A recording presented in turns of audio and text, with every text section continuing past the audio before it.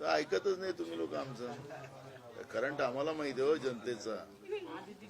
तुम्ही काय टीव्ही पाहत बसता त्या टीव्ही मध्ये कळतच नाही काय करंट आहे. मला करंट लोकांचा माहिती आहे. तुम्ही म्हणताय बरोबर आहे, आम्हालाही माहिती आहे. फक्त एवढंच आहे की तुम्ही ज्या अधिकारवाणीनं बोलताना तेवढं आम्हाला नाही करता येत. असं नाही आम्ही जर म्हणालो की काँग्रेसला इतक्या जागेमध्ये ते दुसरे लगेच पार्टी आमच्या अंगावर हे करते ना का भाऊ असं. चला तर नाना, साधारणपणे 3 टप्प्यातले इलेक्शन पूर्ण झालेले आहेत. जवळपास सगळा महाराष्ट्र तुम्ही फिरलाय. काय सांगताय चित्र, काय आत्मविश्वास आहे तुमचा? पहिला आणि दुसरा टप्पा या दोन्ही टप्प्यामध्ये महाविकास आघाडीचे 100% उमेदवार निवडून येतात. लोकांनी निवडणूक हातात घेतलेली आहे. नरेंद्र मोदीच्या बद्दलचं आणि भाजपच्या बद्दलचं प्रचंड राग जनतेच्या मनात आहे आणि ते मतदानाच्या रूपाने आता ते दिसतंय. त्यामुळे या येणाऱ्या निवडणुकीमध्ये आता ज्या 2 जागा झाल्यात, 2 टप्पे झाले, त्याच्यात तर 100% आम्ही जिंकतोच आहे. पण आता उद्या सकाळी म्हणजे उद्या ज्या मतदानाचा कौल आपण पाहिला तर उद्या पण तुम्हाला महाविकास आघाडीचे सगळे उमेदवार निवडून येताना आपण पाहणार आहोत. आमचं लातूर पण म्हणजे मराठवाड्याचं विशेष करून आपण मराठवाड्यात आहे, लातूर पण आम्ही यावेळेस जिंकू. ते उद्याच्या मतदानामध्ये आपल्याला स्पष्ट होईल. वारंवार आरोप तुम्ही करताय की मोदी खूप जास्त महाराष्ट्रात येत आहेत, ठिकठिकाणी सभा घेत आहेत. तुमचं असं म्हणणं आहे की ते अस्वस्थ झाले. त्यांचं म्हणणं आहे की आम्ही घरात बसणारे नेते नाहीत, तर आम्ही बाहेर येऊन प्रचार करणार आहोत म्हणून बाहेर आहोत. प्रधानमंत्री पदावर आहेत, त्यांनी राजीनामा देऊन टाकावं प्रधानमंत्र्याचं आणि गलोगली फिरावं. पण प्रधानमंत्र्यांनी गलोगली फिरावं हे आमच्यासाठी भूषणावं नाही, ही भूमिका आमची आहे. त्या पदाची गरिमा आहे, ते देशाचे प्रधानमंत्री आहेत, ते नरेंद्र मोदी फक्त नाही आहेत, ही आमची भूमिका आहे.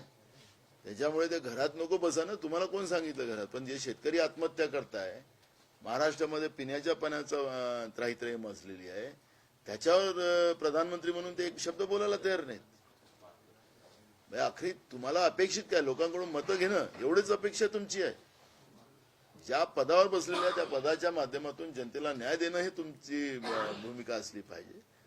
पण गांधी परिवार आणि नेहरू परिवार, कधी भारत, कधी पाकिस्तान, कधी चीन, अशा पद्धतीची भूमिका मांडून देशाच्या जनतेला दिशाभूल करण्याचं काम अगर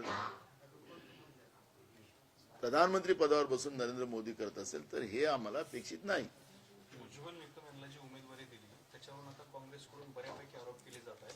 26 अकराच्या हल्ल्यापर्यंत त्याचे संबंध जोडले जातात. तुमची काय भूमिका आहे त्याच्याबद्दल? बघा, आज माझ्या समोर जे प्रश्न आहेत ते जनतेचे प्रश्न आमच्या समोर आहेत. आमचे नेते राहुल गांधीजी आणि मल्लिकार्जुन खरगे साहेबांनी जी गॅरंटी दिलेली आहेत 5, तेच आज जनतेच्या अपेक्षा आहेत. 26 अकराचं आज केंद्रामध्ये त्यांचं सरकार होतं, राज्यात सरकार त्यांचं होतं 26 अकराच्या नंतर.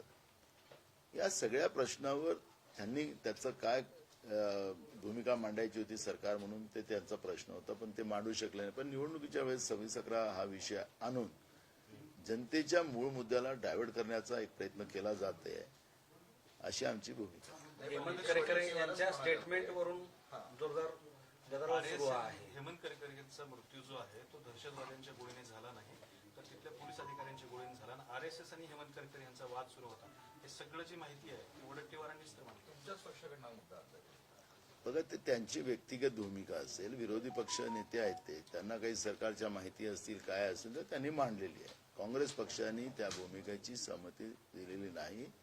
आज आम्हाला जनतेचे प्रश्न घेऊनच पुढे जायचं आहे आणि ती भूमिका आम्ही सातत्याने जनतेसमोर मांडतो आहे. भाजपकडून एक जाहिरात केली गेली होती की जर भाजप निवडून आली तर भारतात जल्लोष होणार आणि काँग्रेस निवडून आली तर पाकिस्तान. हे तर आचारसंहितेमध्ये येतात. निवडणूक आयोग अगर खरंच प्रामाणिक असेल तर तातडीनं कारवाई केली पाहिजे आणि भाजपला निवडणुकीपासूनच दूर केलं पाहिजे. जे काही सुप्रीम कोर्टाने डायरेक्शन दिलेले आहेत त्या डायरेक्शनची अंमलबजावणी केली जात नाही. आज भाजप ज्या पद्धतीनं जाहिराती देते आहे हे तर खऱ्या अर्थानं म्हणजे कुठल्या लेवलवर भाजप जाऊ शकते त्याचा प्रत्यय आहे. म्हणजे इंडिया आघाडी निवडून आली म्हणजे इंडिया निवडून आला तर पाकिस्तानमध्ये जल्लोष केला जातो असं अगर त्यांच्या जाहिरातमध्ये येते तर हे स्वतः पाकिस्तानी धार्जिणी आहेत का, हा प्रश्न निर्माण होतो. मूळ प्रश्न इंडिया आघाडी हे भारताच्या संरक्षणासाठी लढते आहे, कारण की यांनी सगळं चीन आज आपल्या देशाच्या सीमेवर सगळा कब्जा करून बसलेला आहे. त्याच्यावर स्वतः चीनचा चप बोलायला प्रधानमंत्र्यांना भीती वाटते आहे. तर मग यांच्याकडून अपेक्षा काय करायच्या? देशाचं संविधान धोक्यात आणून टाकलं, लोकशाही धोक्यात आणली, देशाच्या सीमा पूर्ण असुरक्षित झाल्यात, आमचे सैन्यामध्ये असलेले आमचं मिलिटरी जे फौज आहे ती असुरक्षित आहे, असं चित्र आज निर्माण आहे. त्याच्याबद्दल बोलायला तयार नाही. आणि जाहिराती द्यायच्या तिथं, आणि इंडिया आघाडी निवडून आली तर पाकिस्तान जल्लोष बनवेल असं म्हणण्याचा अधिकार यांना कोणी दिलेला आहे. आणि म्हणून निवडणूक आयोगाने याच्यात तातडीनं, आम्ही तक्रार पण निवडणूक आयोगाकडे केलेली आहे, निवडणूक आयोगाने तातडीनं कारवाई करावी भाजपवर, अशी आमची भूमिका आहे. प्रचार सभांमध्ये मोदी आणि एकूण भाजप महायुतीकडून आघाडीतल्या 2 नेत्यांबरोबर प्रकट टीका सुरू आहे. एक तर पवार आणि दुसरे ठाकरे. अशा स्थितीमध्ये आता सदाभाऊ खोत असं म्हणतायत की उद्धव ठाकरे यांना हे म्हणायचे की मोदी राज्य आणू शकतात, पण आता उद्धव ठाकरे शरद पवार हे रावण राज्य आणायला निघालेले आहे. कोणाचे जे सगळे जे आहेत ते अग्निवीर लोक आहेत. सदा खोत, एकनाथ शिंदे, अजित पवार, अशोक चव्हाण हे सगळे अग्निवीर आहेत. यांना ना पेन्शन आहे ना शहीदाचं प्रमाणपत्र आहे. त्यामुळे त्या अशा लोकांची भूमिका घेऊन काय करताय? आखरी स्वतःच्या स्वार्थासाठी जे लोक कोणी काही वक्तव्य करत असतील तर त्याच्याबद्दल काय, ही लोक यांच्याबद्दलचं सगळ्यांनाच माहिती आहे की स्वार्थासाठी हे लोक तिकडे आहेत आणि त्यांना ते बोलावं लागतं. अग्निवीर संबोधन करताय कोण्या अर्थानं? तिला हे नाही ना, अग्निवीर योजना जे भाजपने काढलेली आहे नरेंद्र मोदीच्या सरकारने, त्या अग्निवीर योजनेमध्ये 4 वर्षाचं ट्रेनिंग झाल्यानंतर आपल्या घरी जा, त्याला शहीदाचा दर्जा नाही, त्याला पेन्शन नाही, अशी योजना आहे. तर भाजपने राजकीय अग्निवीर योजना काढलेली आहे आणि त्या योजनेमध्ये जे सामील आहेत ते लोक असं बोलत राहतात. विशाल पाटीलवर कारवाई होत नाही, तुमचा छुपा पाठिंबा आहे असं काही आहे? कोणा? विशाल पाटील सांगलीतल्या बंडखोरीवर आतापर्यंत ठोसपणे तुमच्याकडून निर्णय झाला नाही किंवा कारवाई झाली नाही. आम्ही स्वतः जाऊन, मी पृथ्वीराज चव्हाण साहेब, बाळासाहेब थोरात साहेब जाऊन आम्ही त्या महाविकास आघाडीचे उमेदवार चंद्रहार पाटील यांना तुमच्या मीडियाच्या समोर आणि आमच्या कार्यकर्त्यांच्या समोर त्यांना आम्ही पाठिंबा दिलेला आहे. आमची सगळी पार्टी त्या ठिकाणी चंद्रहार पाटलांच्या सोबत काम करते आहे आणि विशाल पाटलांच्या बद्दलची भूमिका आम्ही आमच्या हायकमांडकडे पाठवलेली आहे. तिकडून आदेश आल्यावर कारवाई केली जाईल. अशोक चव्हाणांचं नाव तुम्ही अग्निवीरांमध्ये घेतलं, त्यांना पेन्शनही नाही म्हणलं, तर ते त्यांच्याकडे तर व्यवस्था आहे, काँग्रेसकडूनच करून राहिली. आता ते काय नांदेडमध्ये तिथं काय झालं, त्यांचं अग्निवीरच झालं की नाही? आता काय परिस्थिती झाली, त्यांना त्यांच्या मतदारसंघातच त्यांच्या लोकांनी गावात येऊ दिलं नाही. तर हा अग्निवीरपेक्षा मोठं काय होऊ शकतं? प्रकाश आंबेडकरांची भूमिका होती आणि त्यानंतर मोदीजी पण त्यावर बोलले की हे निवडणुकीनंतर एकत्र येतील, म्हणजे उद्धव ठाकरे, नरेंद्र मोदी, भाजप आणि उद्धव ठाकरे एकत्र येतील अशा पद्धतीची चर्चा. आणि मग नरेंद्र मोदी पण त्यांच्या भाषणात म्हणाले की ते आजारी होते तेव्हा मी त्यांची चौकशी केली, ते माझे जुने मित्र आहेत वगैरे, असं संकेत म्हणावे की अजून काय? मला कसं आहे, नरेंद्र मोदी हे नटसम्राट आहेत. हे कधी रडणार, कधी हसणार, कधी कोणाबद्दल काय बोलणार. इकडे नोटबंदी केली आणि मला तुम्ही ज्या चौकात सजा द्याल, नोटबंदी फेल झाल्यानंतर मी तयार आहे, आणि जपानमध्ये जाऊन टाळ्या वाजून हसताना आपण पाहिलेलं आहे. ते नरेंद्र मोदी आहेत. आणि त्याच्यामुळे या नरेंद्र मोदींच्या बद्दल ते केव्हा काय बोलतील त्याचं उत्तर उद्धव ठाकरेंनी दिली की मी आजारी असताना माझं सरकार तुम्ही पाडलं, काय मदत केली ते लोकांना माहिती आहे. पण मूळ प्रश्न असा आहे की त्याच्यात 2 त्यांच्या भूमिका आहेत की असं बोलून त्यांच्या मतामध्ये कसं टक्का कमी करता येईल तो एक प्रयत्न केला, आणि हारतोच आहे आम्ही तर काही डुबते को तिनके का सारा मिळता है क्या, ते एक प्रयत्न नरेंद्र मोदी करत असतील असं आपण विचार करू. पण मूळ प्रश्न आहे की उद्धव ठाकरे या आत्ता नरेंद्र मोदींच्या बरोबर जाणार नाही असा आमचा विश्वास आहे. राज ठाकरे सध्या प्रचाराला लागलेली आहेत, बऱ्यापैकी नरेंद्र मोदीचा प्रचार करतात. त्यांच्या आत्ताच्या भूमिकेवर काय म्हणणं आहे तुमचं? आम्ही राज ठाकरेवर कुठली प्रतिक्रिया देत नाही. पण ते तर काँग्रेसवर टीका ते करायला काय बोलायचं त्यांना, ते राज्याच्या जनतेला माहिती आहे. त्यामुळे त्याच्याबद्दल काहीच भूमिका मांडणार नाही. संजय राऊतांनी नरेंद्र मोदी आणि अमित शहा यांना नाव न घेता चोर म्हटलंय आणि गुजरातच्या 2 चोरांनी शिवसेना फोडली असं त्यांनी उल्लेख केला. आता जे जनतेच्या पैशावर डाका टाकणारी 2 लोक अजून गुजरातमध्ये वेगळी आहेत. तर ते कोणाबरोबर कोणासाठी बोलले संजय राऊत, ते संजय राऊत आहेत, काही पण बोलू शकतात. पण ते कोणत्या चोरांबद्दल 2 बदलेत ते त्यांनी स्पष्टता त्यांनी मांडली तर बरं होईल.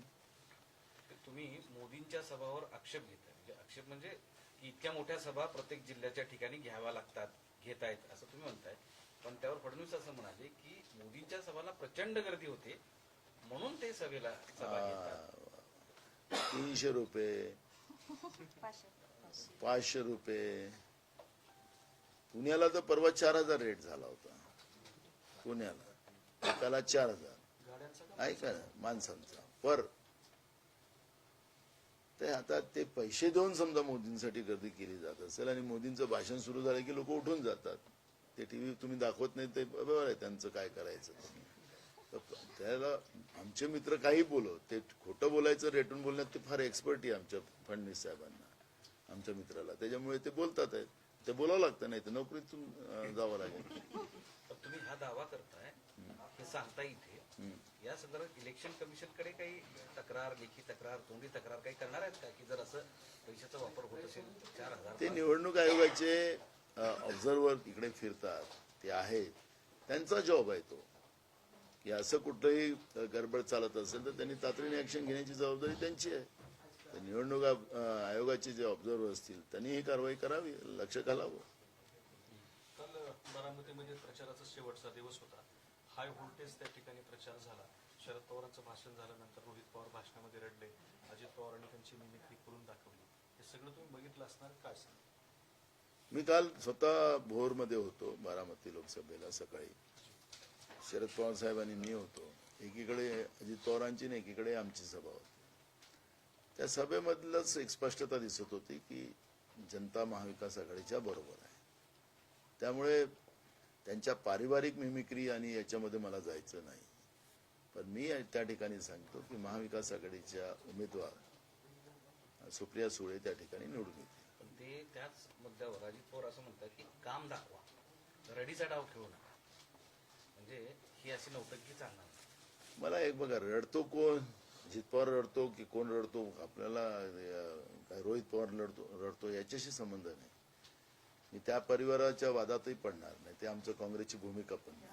आमची भूमिका एकदम स्पष्ट आहे की तिथं जनतेचं जे कौल आहे तो कौल महाविकास आघाडीच्या बाजूने आहे, एकदम स्पष्ट झालेला आहे. त्याच्यामुळे मी तुम्हाला सांगितले की त्या ठिकाणी सुप्रिया सुळे चांगल्या मताने निवडून येतील. निवडणूक आचारसंहिता उल्लंघन प्रकरणी 6 महिन्यांनी कारवाई झाली काँग्रेसच्या 2 पदाधिकाऱ्यांवरती. चंद्रपूर जिल्ह्यातल्या नागभीड येथील ती घटना होती. तो व्हिडिओ शेअर केल्यामुळे ती कारवाई करण्यात आली. बिलकुल पक्षाच्या सिस्टीममध्ये जे कोणी नाही राहणार त्या लोकांवर कारवाई केलीच जाणार. कारण की आम्ही काही आमच्या कार्यकर्त्यांना सांगतो की तुम्हाला जमत नसेल तर घरी आरामात राहा, तुम्ही चांगलं प्रामाणिक कार्यकर्ता असाल. पण न्यूसनबाजी केली, तुम्ही तुमचं न्यूसन व्हॅल्यू वाढवण्याचा प्रयत्न केला तर ते पक्ष सिस्टीममध्ये येत नाही. त्याला आम्ही तातडीनं कारवाई करायची भूमिका आम्ही घेतलेली आहे. जे कोणी असेल, जे काही आता रेकॉर्डला येत असेल, कारण त्याला ती सवय असेल, त्यामुळे कारवाई करायची. खूप लोक आहेत ना, नांदेडमध्ये मोठे नेते गेले, लाखो लोक वापस आले, त्याचे निकाल पण येतात आहेत. तर ह्या अशा न्यूसन्स व्हॅल्यू निर्माण करणाऱ्या लोकांना पक्षामध्ये कुठलाही स्थान राहणार नाही. आणि पक्षाची शिस्त पाळणाऱ्यांना पाळत नसेल तर अशा लोकांना कुठलंही स्थान ठेवण्याचं कारण नाही. शेवटचा प्रश्न, एक मराठा आंदोलकांचा बऱ्याच नेत्यांना विरोध सुरू आहे. काल संभाजीनगरमध्ये सुद्धा आणि जालन्यामध्ये सुद्धा रावसाहेब दानवेंना विरोध झाला. त्यानंतर भाजपनं असं म्हटलंय, काही फोटो रिलीज करून की ती जी लोक होती मराठा आंदोलकांची टोपी घालून ती काँग्रेसची लोक होती आणि ही लोक जाणून बुजून असं न्यूसन्स करत आहेत. पिंपळगाव मधला नांदेड मधलं लोकसभेतलं गाव होतं. त्याचा अगर व्हिडिओ त्यांना पाहिजे असेल तर त्यांनी मागून घेतला पाहिजे. त्या गावामध्ये अशोक चव्हाणला काही लोकांनी यायला मना केली अशोक चव्हाणांनी त्या ठिकाणी जे काही लोक होती त्यांना पोलीसवाल्यांना सांगितलं उचलून घेऊन चालले जा, मला त्या गावाला जायचंय.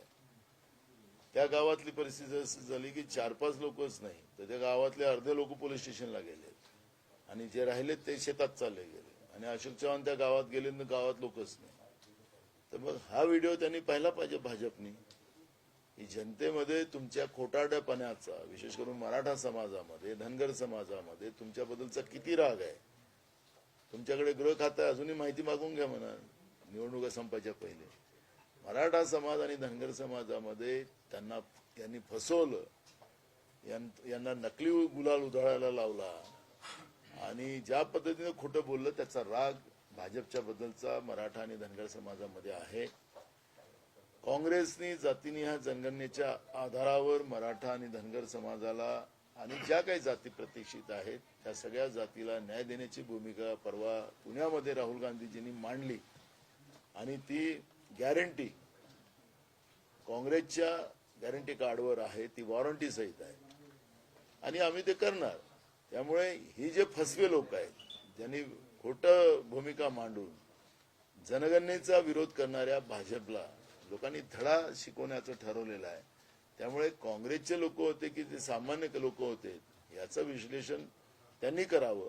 पण मी तुम्हाला नांदेडची भूमिका सांगितली, त्याचे व्हिडिओ त्यांनी मागून घ्यावे. त्यांचा आक्षेप असा आहे की कल्याण काळे यांच्यासोबत फिरणारा कार्यकर्ता नंतर मराठा म्हणून जातो आणि तिथे गोंधळ घालतो, हे सगळे पेड कार्यकर्ते आहेत असं त्यांचं आक्षेप आहे. आमच्याजवळ जीएसटीचा लुटलेला सर्वसामान्याचा पैसा ज्या पद्धतीने सरकारने लुटला तो पैसा काँग्रेसजवळ नाही. आमच्याजवळ कुठलं पेट आलं नाही. आम्हाला लोकांना आणायचं तर पैसे देऊन आणावं लागत नाही.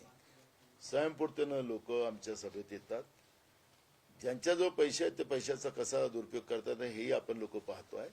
त्यामुळे भाजप नाचता येत नाही अंगण वाकडं असं जे भाजपची परिस्थिती झालेली आहे त्या परिस्थितीला त्यांनीच आता ओळखलं पाहिजे. स्वतःचा आरसा त्यांनीच पाहिला पाहिजे, दुसऱ्याला आरसा दाखवायची गरज नाही.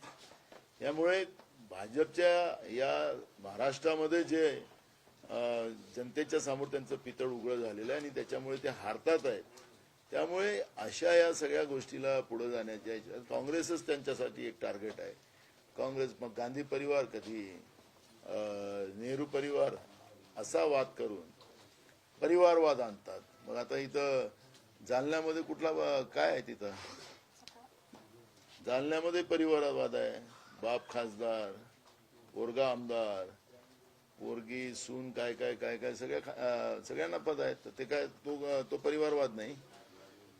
या पद्धतीचं जनतेसाठी बोला ना. मी मगाशी सांगितलं तुम्हाला की उद्धव ठाकरेंबद्दलची सिंपती दाखवण्यापेक्षा महाराष्ट्रातल्या शेतकऱ्यांबद्दल सिंपती दाखवा, तरुणांबद्दल सिंपती दाखवा, बेरोजगाराबद्दल, पिण्याचं पाणी नाही त्याच्याबद्दल सांगा. ते बोलायचं नाही आणि आपलं नौटंकी दुसरी करत राहायची.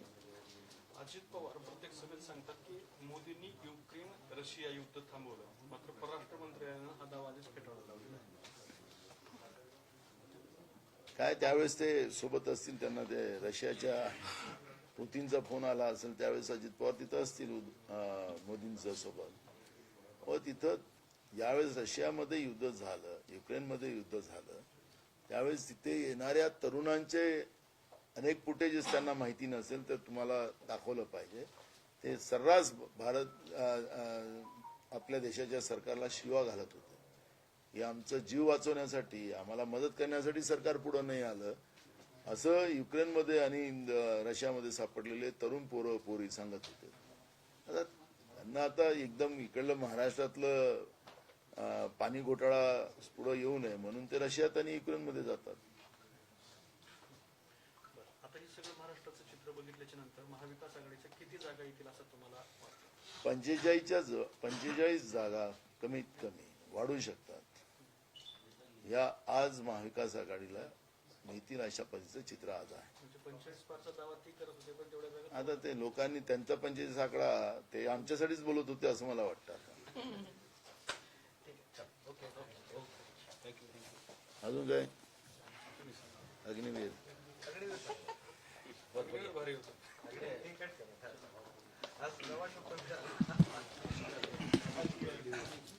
चांगलं आहे.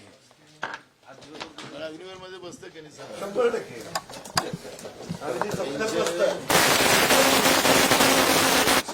आणि कामात आलं नाही की नाही दिसू. आणि तुला सांगतो आता 4 दिवसाबद्दल म्हणजे 6 किती फिरले त्यांच्या इलेक्शनला फिरले नसेल एवढे फिरले तर तुमचं आणि लोकांचं मत असं होतं की अशोक चव्हाणांना दबाव टाकून आणलेले त्यामुळे यांना हरवणंच म्हणजे समाधान शंभर टक्के मी तुला सांगतो. तुला सांगतो गडकरी हरतोय.